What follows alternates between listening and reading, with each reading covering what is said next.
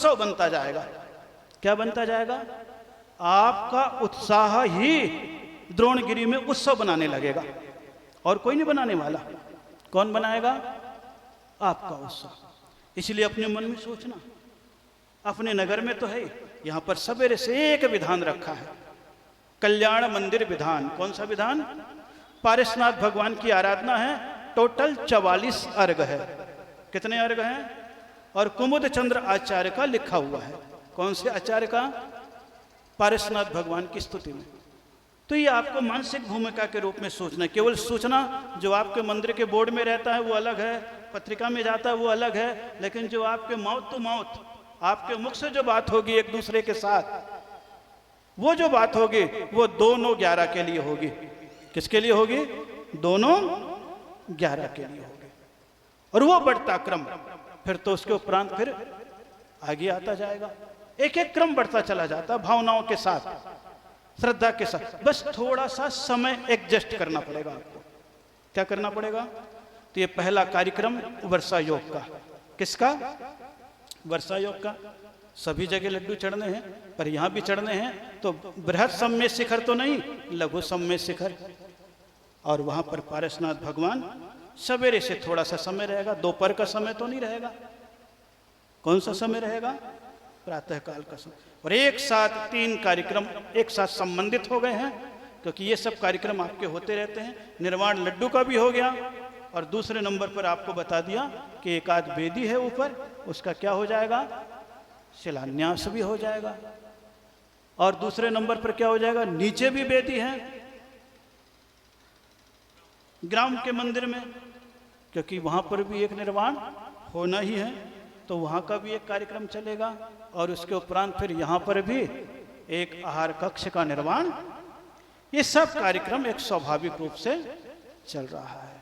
तो उसमें जितने जनता का, लोगों का उत्साह रहता है, बस वही आनंद में परिवर्तित हो जाता, वही धर्म में, प्रभावना में परिवर्तित हो जाता। इसलिए अपने सौभाग्य को महासौभाग्य में बदलते रहिए और सोचिए, प्रभु मुझे मनुष्य पर्याय मिली है, धर्म श्रवण भी मिल गया है, श्रद्धा की चिंगारी मेरे भीतर छिपी हुई है। किसकी चिंगारी? श्रद्धा छिपी हुई है। अब उसे कुछ भी नहीं करना है, उसका उपयोग प्रवृत्ति में करना है, धर्म कार्य में करना है। तो जीवन मिला है, और जीवन का सदुपयोग करते हुए निरंतर आगे बढ़ते चले जाएं, और अपने जीवन को इसी उत्साह के साथ सोचें, बहुत कुछ कर लिया प्रभु, अब थोड़ा और अपने लिए करना है। क्योंकि बचपन में आपके पास समय होता है, लेकिन आपके पास समझ नहीं होती है।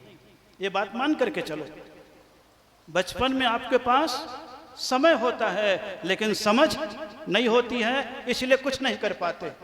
यौवन में आपके पास समझ होती है लेकिन समय नहीं होता है, इसलिए कई बार चाह करके भी नहीं कर। बुढ़ापे में आपके पास है, समझ भी होती है, लेकिन कई बार सेहत नहीं होती है, इसलिए भी नहीं कर पाते।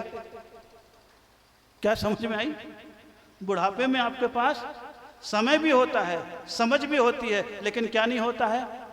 बोले क्या करें महाराज, करना तो चाहते हैं लेकिन बस डैश डैश डैश पूर्ण विराम पैराग्राफ चेंज, तुम ही समझ जाओ जो समझना है।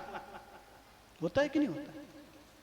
तो बुढ़ापे में समय भी है, समझ भी है, लेकिन सेहत नहीं है।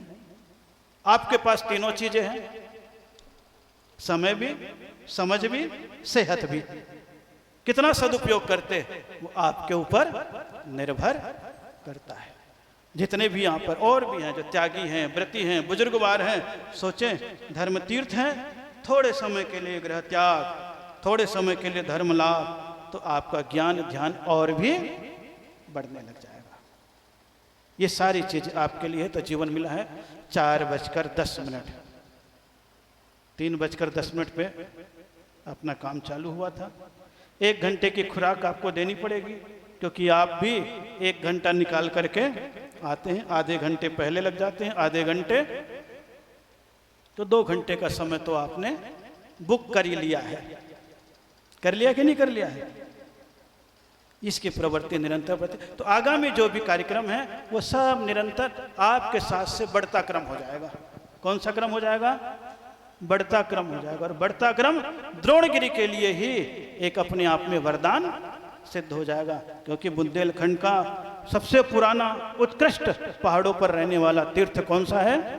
द्रोणगिरी है, सम्मेद शिखर के नाम से भी प्रसिद्ध। और आप आस पास में ही रहते हैं, ज़्यादा दूर भी नहीं है। ये तो आपको दूरी लग रही है 9 किलोमीटर, 10 किलोमीटर, 12 किलोमीटर, नहीं तो हम लोग तो दिल्ली रहे।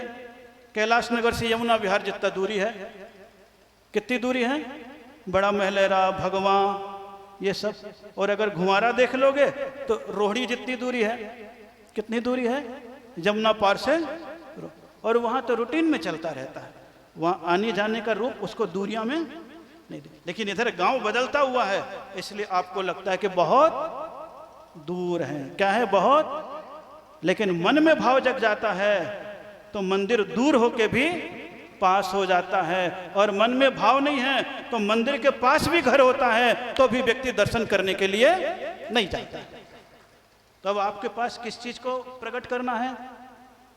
किसको प्रकट करना है? किसको प्रकट करना है? केवल भाव को। किसको? किसको? और भाव को स्वभाव से प्रकट करना। किससे प्रकट करना? तो जो स्वभाव से प्रकट होगा वही प्रभाव होगा। वही क्या होगा? दबाव से कभी भी भाव को प्रकट मत करना। किससे?